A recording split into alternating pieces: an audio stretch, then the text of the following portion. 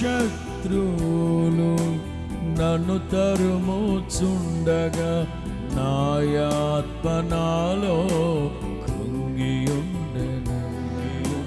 నా శత్రువులు నన్ను తరుముచుండగా నా ఆత్మ నాలో కృంగెనే ప్రభు.